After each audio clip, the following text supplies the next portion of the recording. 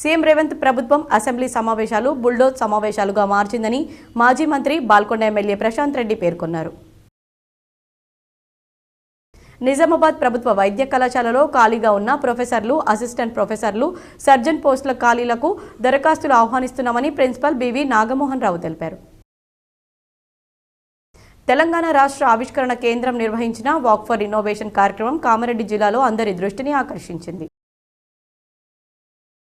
ధరణి pending దరఖాస్తులకు అత్యంత ప్రాధాన్యతనిస్తూ సత్వరమే పరిష్కరించాలని సీసీఎల్ఏ కమిషనర్ నవీన్ మిట్టల్ సూచించారు. మాజీ మంత్రి డి శ్రీనివాస్ సేవలు చిరస్మరణీయమని మేయర్ నీతూ కిరణ్ కొనియాడారు. ఆయన జ్ఞాపకంగా నగరంలోని కంటేశ్వర్ బైపాస్ రోడ్లో విగ్రహం ఏర్పాటు చేయాలని మున్సిపల్ కార్పొరేషన్ తీర్మానించింది. మాజీ మంత్రి బోధన ఎమ్మెల్యే సుదర్శన్ రెడ్డి జన్మదిన వేడుకలు బాసరా మండల ప్రజాప్రతినిధులు హైదరాబాద్లో ఘనంగా నిర్వహించారు.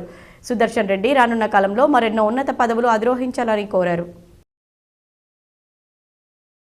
ఈ నెల 5 నుంచి 9 వరకు ఏర్గట్ల రైతు వేదికలో నిర్వహించబోయే స్వచ్ఛదనం పచ్చదనం గురించి గ్రామస్థాయి అధికారులతో అవగాహన సమావేశం నిర్వహించారు.